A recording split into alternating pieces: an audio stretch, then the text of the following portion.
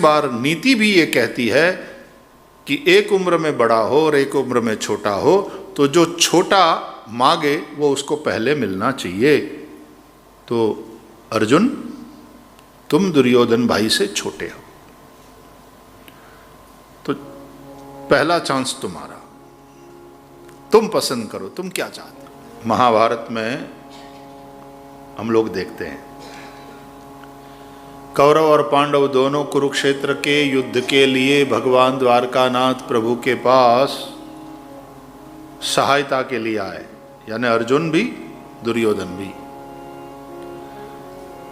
तो कथा आपकी सुनी हुई है कि भगवान द्वारकानाथ सोए हुए हैं, तो दुर्योधन गया तो सीधे ही पहले जाकर सिरहाने बैठ गया। अर्जुन जी को कोई हड़बड़ी नहीं थी। जब आपको अपने संबंध में पूरा ट्रस्ट हो ना और कोई शंका ना हो, तो वहां हड़बड़ी की बात नहीं, मैं लाइन में पहले घुस जाऊं।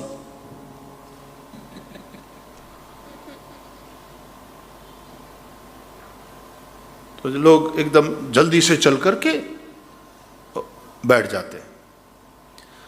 अरे और की जाने दो, शादियों में जैसे ही खुलता है भोजन का सब काउंटर, और लोगों को जो हमने दौड़ते भागते देखा, ये आपकी भूमिका का दर्शन कराता है कि क्या भूमिका है। एक जगह तो शादी में फिर लूटालूट हुई, अरे तुम्हारे लिए ये है, आराम से लो, आराम से खाओ, क्या। तो अर्जुन जी शांति से जाकर भगवान के चरण के पास बैठ गए। तो जब द्वारकाधीश प्रभु के नेत्र खुले तो चरण पर बैठे हुए अर्जुन जी को ही स्वाभाविक रूप से पहले दृष्टि वहीं जाएगी। अरे अर्जुन, आओ आओ आओ। तो फिर बैठ खड़े हुए, कब आए? तो पीछे से दुर्योधन भैया बोले, हम भी आए हैं। जैसे वहां वाले के, हम भी आए हैं। अच्छा अच्छा अच्छा, दुर्योधन भैया आओ आओ बैठो। और फिर बात चली कि भाई युद्ध निश्चित हुआ है। अब ये लोग बोले और भगवान को आश्चर्य हो, भगवान के लिए दैट वाज अ न्यूज, ऐसा तो नहीं होता है ना। उनको तो क्या होने वाला है उसकी पहले से ही खबर है। भगवान सर्वज्ञ है, सर्वांतर्यामी।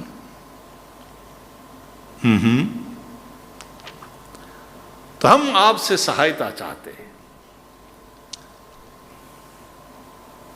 अर्जुन जी ने भी हाथ जोड़ करके कहा कि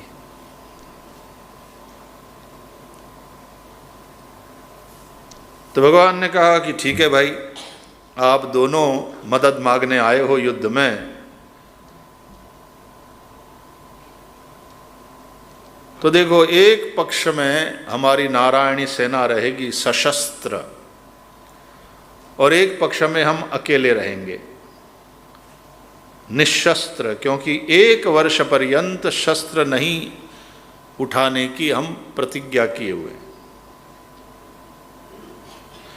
भगवान को पता है वहां जाऊंगा तो सब प्रतिज्ञा वाले ही सब इकट्ठे होने वाले हैं, अपन भी प्रतिज्ञा के साथ जाते हैं। जिस परिवार में ये जा रहे हैं वहां सब प्रतिज्ञा बहुत करते हैं। ये कुरुकुल में भीष्म बोले प्रतिज्ञा करके बैठे, भीष्म प्रतिज्ञा।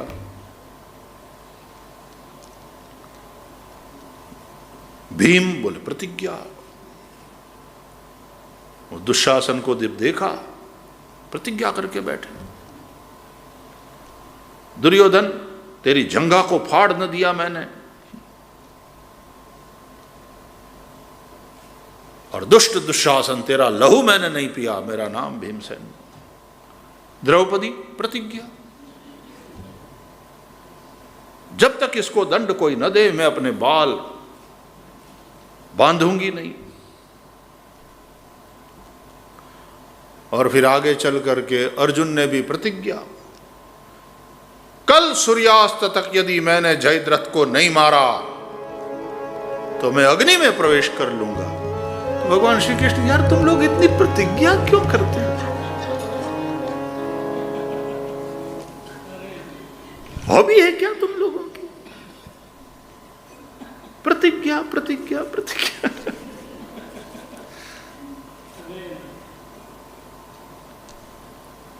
भगवान ने सोचा चलो प्रतिज्ञा वालों के यहाँ जाते हैं, तो वो किसी पार्टी में जाते हैं, बड़े लोगों की पार्टी में, तो उसमें इनविटेशन कार्ड में भी लिखा रहता है, क्या ड्रेस कोड, क्या उसको क्या बोलते हैं इंग्लिश में, इस एटायर में आना है, एटायर बोलते हैं, क्या बोलते हैं उसको, जो भी, I don't remember that word now, लेकिन ड्रेस कोड, तो फिर सब लोग ऐसा ऐसा पहन करके ही जाते हैं, नहीं हो तो खरीद लेते हैं, लेकिन उस पार्टी में उस हिसाब से ही तैयार होकर के जाते। भगवान ने सोचा कुछ अलग प्रकार की पार्टी, प्रतिज्ञा वालों की, अपने भी प्रतिज्ञा के साथ जाएं। तो 1 साल तक हाथ में शस्त्र नहीं उठाने की अपनी प्रतिज्ञा है। समानशील व्यसनेषु मैत्री, हम भी प्रतिज्ञा लिए आते हैं। तो एक पक्ष में सशस्त्र हमारी नारायणी सेना, एक अक्षौहिणी, और दूसरे पक्ष में हम अकेले निहत थे। तो भाई आप लोग नक्की करो किसको क्या चाहिए, choice is yours, I am at your service. Duryodhan के मन में यह था कि भाई एक पक्ष में इनकी नारायणी सेना सशस्त्र और एक पक्ष में ये अकेले और निहत थे, तो इनको जलेबी फाफड़ा गांठिया खाने के लिए बुलाना है क्या? और समधी भी लगते हैं वैसे श्री कृष्ण और दुर्योधन। दुर्योधन की बेटी के साथ श्री कृष्ण का बेटा का ब्याह हुआ, हम तो मारी ने करियो तो वे भाई।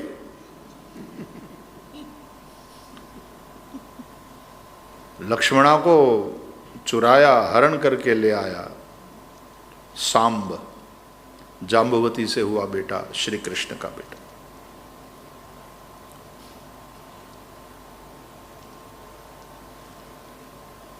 तो वो कुछ बोलने जाता कि सेना सेना सेना, भगवान ने कहा देखो मैंने पहले अर्जुन को देखा, और दूसरी बार नीति भी ये कहती है कि एक उम्र में बड़ा हो और एक उम्र में छोटा हो, तो जो छोटा मांगे वो उसको पहले मिलना चाहिए। तो अर्जुन तुम दुर्योधन भाई से छोटे हो, तो पहला चांस तुम्हारा, तुम पसंद करो, तुम क्या चाहते हो। अरे दुर्योधन का तो बीपी और बढ़ गया कि यदि अर्जुन ने मांग ली सेना तो अपने तो फिर समधी जी को जलेबी गांठिया खिलाओ।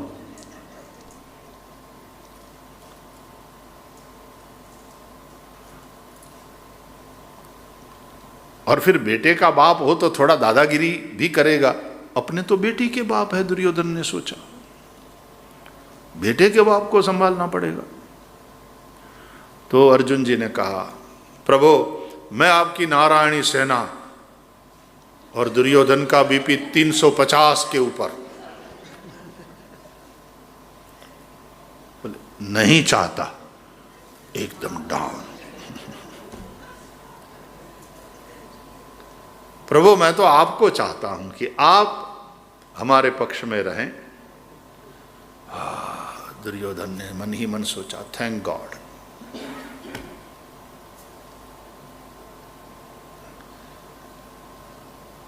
और श्री कृष्ण अकेले निहत थे पांडव पक्ष में, और भगवान द्वारकानाथ की सशस्त्र एक अक्षौहिणी नारायणी सेना वो कौरव पक्ष में। तो वो तो 100 थे, तो 100 में 1 के साथ 2 शून्य लगते हैं। एक अक्षौहिणी, और 10 तो थी ही थी उसके पास, 10 अक्षौहिणी इकट्ठे हो गए थे। सब राजा जिसके पास सत्ता होती है उसका समर्थन करने वाले ज़्यादा हो जाते हैं। तो 10 अक्षौहिणी तो हो ही गई थी, तो एक भगवान ने मिला दी तो 11 अक्षौहिणी हो गई, और पांडवों की 7 अक्षौहिणी, कुल मिलाकर 18 अक्षौहिणी सेना लड़ रही थी कुरुक्षेत्र में। तो अकेले निहत थे श्री कृष्ण पांडव पक्ष में, दुर्योधन बड़ा खुश होकर के गया और अर्जुन वो तो पूरा आश्वस्त होकर के गए कि विजय पक्की, क्योंकि श्री कृष्ण हमारे साथ। परम सत्य जिसके साथ हो, परम धर्म जिसके साथ हो, यतो धर्मस् ततो जयः। और धर्म वहां है जहां सत्य है, और सत्य श्री कृष्ण है।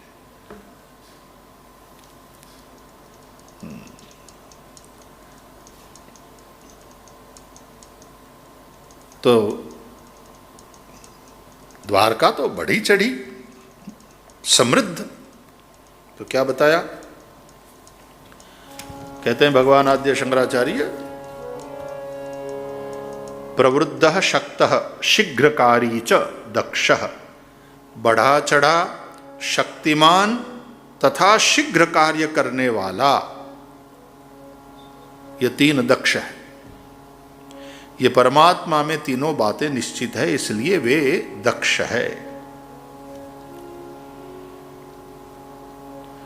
द्वारका जैसा समृद्ध स्टेट और कौन सा था, और सर्व प्रकार से शक्तिमान भी है और शीघ्र कार्य करने वाले हैं भगवान। शीघ्र, इसलिए भागवत में भी सद्य सद्य सद्यो रुद्य वरुध्यतेत्र कृतिभिः शुश्रूषु विस्तत्क्षणात्, सद्य तुरंत, ये बात आई। तो भगवान शीघ्रकारी, दक्षते क्षिप्रम शीघ्रम वा गच्छति इति दक्षः, क्षिप्रकारी कुशल इत्यर्थः। तो भगवान की वो जो दक्षता है, वो युद्ध के मैदान में भगवान की शक्ति, सामर्थ्य, भगवान की शीघ्र तुरंत निर्णय लेकर के सॉल्यूशन निकालने की जो बात, और वो सामर्थ्य, उसका दर्शन होता है। तो जब कुरुक्षेत्र के युद्ध में 7 महारथियों ने एक अकेले अभिमन्यु को मार डाला, अब ये तो अधर्म ही था। एक के साथ 7 लड़े, 7 लोग लड़े, महारथी, मार डाला अभिमन्यु को। तो अर्जुन जी को गुस्सा आना लाजमी था, और जयद्रथ आदि तो प्रतिज्ञा कर बैठे, कल सूर्यास्त से पहले यदि मैंने जयद्रथ को नहीं मारा तो मैं अग्नि में प्रवेश कर लूंगा। प्रतिज्ञा करने के स्वभाव वाले हैं ये लोग। આપણે અહીંયા બહુ હાલતું સૌરાષ્ટ્રના રજવાડાઓમાં, પછી બોલ્યું બદલાય નહીં, બોલ્યું ફરે નહીં। वचन की कीमत निश्चित रूप से होनी चाहिए, लेकिन कभी कभी इतनी अतिशयोक्ति देखने को मिलती थी।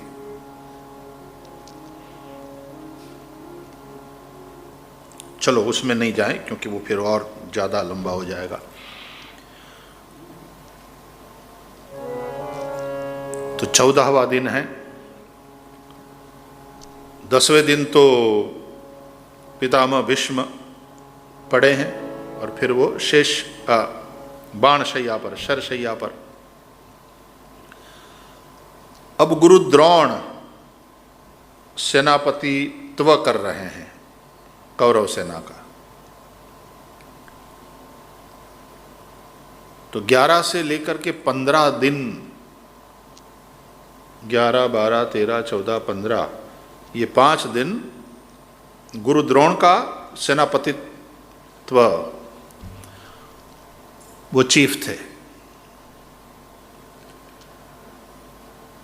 और यहाँ अर्जुन ने ये प्रतिज्ञा कर ली, और वहाँ उन लोगों ने मिल करके क्या गया, अब तो अर्जुन काम से उसको सफल नहीं होने देंगे। इतने बड़े सब योद्धा है, यहाँ अर्जुन की ताकत नहीं कि कल सूर्यास्त होने से पहले जयद्रथ को मार सके। और फिर जयद्रथ के साथ जुड़ी हुई बहुत सारी कथाएं महाभारत में हैं। कि कोई जयद्रथ के सिर को यदि काटे भी और फिर कोई नीचे वो पड़े, कोई उठाने लगे, जल के राख हो जाए आदि। जयद्रथ का मस्तक जहां पड़े जल के राख। तो ये प्रतिज्ञा कर बैठे हैं और वहां सब लोग और चौकन्ने हो गए। जयद्रथ को इस तरह से पीछे रखो और ऐसा घेरो। वो पद्मव्यूह कुछ बनाया था द्रोण गुरु ने, अर्जुन वहां तक पहुंच ही नहीं सके। और फिर भगवान श्री कृष्ण अर्जुन को थोड़ा गुस्से में आकर, अर्जुन वासुदेव मेरे रथ को जयद्रथ के पास ले चलो, आज सूर्यास्त से पहले मुझे जयद्रथ को खत्म करना, मेरी प्रतिज्ञा है। तो वासुदेव श्री कृष्ण अर्जुन के सखा भी, यार तुम लोग इतनी प्रतिज्ञा क्यों करते हो? बात बात में प्रतिज्ञा, बात बात में प्रतिज्ञा।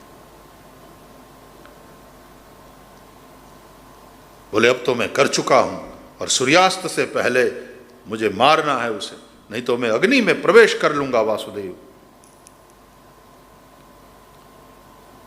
और श्री कृष्ण बड़े शांति से कहते हैं, अर्जुन तेरे जैसा बाणावली योद्धा लक्ष्य का भेदन बाण से नहीं होता, योद्धा की आंख से होता है। आंख यदि नहीं गड़ाया लक्ष्य पर, दृष्टि यदि वहां स्थिर नहीं हुई, तो बाण क्या खाक बिंधेगा। और वो अर्जुन तो परीक्षा के समय में जो गुरु द्रोण को कह चुका था, क्या दिखता है बेटे? औरों को वृक्ष दिखता था, अब क्या दिखता है? पक्षी। अब क्या? बोले पक्षी की आंख। शाबाश, छोड़ बाण। तो बाण थोड़ी लक्ष्य को बींधता है, दृष्टि, आंख बींधती है। और ये जो प्रतिज्ञा तू कर बैठा है ना, तो तेरी आंख जयद्रथ के ऊपर कम, सूर्य के ऊपर ज्यादा। कहां पहुंचा? कितनी देर है सूर्यास्त में, उसके पहले मुझे करना है, उसके पहले मुझे करना है। तो तेरी आंख तो वहां रहेगी लड़ते लड़ते। और लड़ते लड़ते योद्धा का ध्यान इस तरह से बटे, वो ठीक नहीं है। और यही हुआ, लड़ते लड़ते अर्जुन बार बार पसीना पहुंचे, यहां तक मध्याह्न हो गया। अब मध्याह्न से भी सूरज ढलने लगा। शाम से पहले मुझे जयद्रथ को मारना है।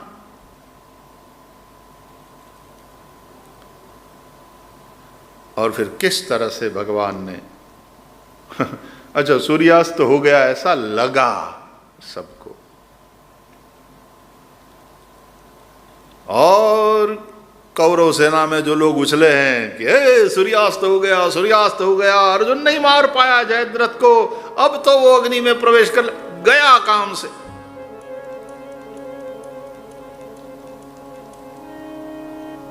अर्जुन भी निराश और दुखी, पांडव पक्ष में सभी दुखी। सूर्यास्त हो गया, सूर्य ढंक गए, जयद्रथ नहीं मरा। तो इसलिए हमारे जो विद्वान है वो लोग कहते हैं कि वो हकीकत में सूर्य ग्रहण का प्रसंग था, उस समय उपस्थित हुआ था। तो इसलिए सूर्य ग्रहण के प्रसंग में वहाँ कुरुक्षेत्र की यात्रा का और वहाँ जाकर स्नान करने का तीर्थ में बड़ा महत्व है। द्वारकाधीश भगवान भी गए थे ना, वो भी कथा है भागवत के 10वें स्कंद उत्तरार्ध में, कि बहुत बड़ा सूर्य ग्रहण लगा और सब लोग यात्रा के लिए कुरुक्षेत्र गए। तो कितना प्यारा ब्रह्म सरोवर है, और हरियाणा सरकार ने भी अच्छा बनाया। उसके तट पर हमने कितनी 3 कथा करी कुरुक्षेत्र में। कौन कौन थे उस कथा में? कोई थे उसमें? अच्छा, बाला बहन थी, ठीक। शायद तुम लोग तीसरी कथा में थे। एकदम पहली कथा में कौन थे? सरोवर के उस पर द्वीप पर मैं एक नौका में बैठकर जाता था वहाँ कथा, और व्यासपीठ के पीछे लग जाती थी नौका, फिर व्यासपीठ पर जाते थे। हमारे जयराम आश्रम वाले पूज्य आदरणीय बड़े महाराज का तो अब शरीर नहीं रहा, लेकिन ब्रह्मस्वरूप ब्रह्मचारी जी महाराज और तीसरी कथा फिर आश्रम में हुई, तो 3 कथाएं हुई।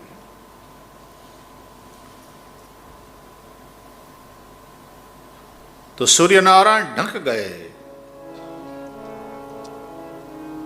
तो लगा कि सूर्यास्त हो गया, लेकिन फिर सूर्य निकल आया, ग्रहण मोक्ष हुआ। जैसे बादल हट जाते हैं,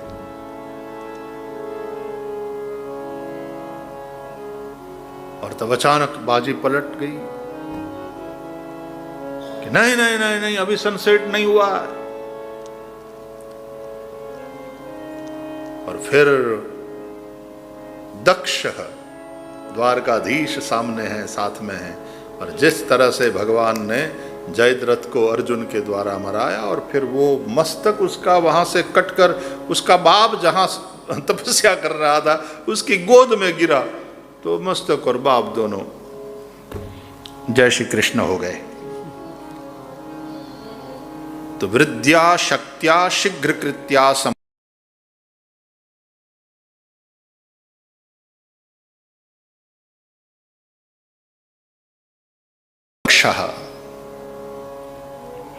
तो ऐसी दक्षता, ऐसा चातुर्य, ये तो होना चाहिए। ओम दक्षाय नमः।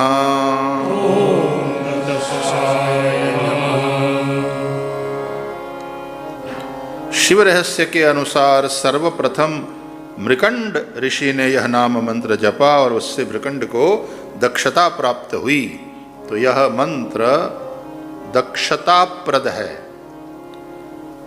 दक्षता चाहिए तो ओम दक्षाय नमः इस नाम मंत्र का जप करें। अक्रूरः पेशलो दक्षो दक्षिणः क्षमिणाम्बरः। दक्षिणः, दक्षिण, चतुर। दक्षिण शब्द का अर्थ भी दक्ष ऐसा ही होता है, लेकिन यहाँ पर अर्थ किया है कि संहारकारी। दक्षिण शब्दस्यापि दक्ष एवार्थः। पुनरुक्ति दोषो नास्ति शब्द भेदात। वाह, आद्य शंकराचार्य भगवान कहते हैं दक्षिण शब्दस्यापि दक्ष एव अर्थः।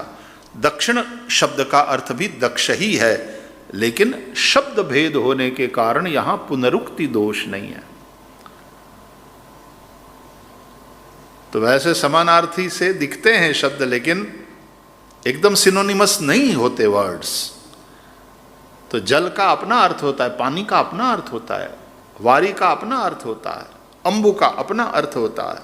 चीज तो वही है, लेकिन कहीं अर्थ भेद होता है। अथवा दक्षते गच्छति हिनस्तीति वा दक्षिणः। अथवा तो दक्ष धातु का गति और हिंसा अर्थ में प्रयोग होता है। इस धातु पाठ के अनुसार यदि अर्थ करें तो भगवान सब ओर जाते हैं, और ऐसे दुष्ट जहां कहीं भी छुपे हो उनको मारते हैं, इसलिए भगवान दक्षिण हैं।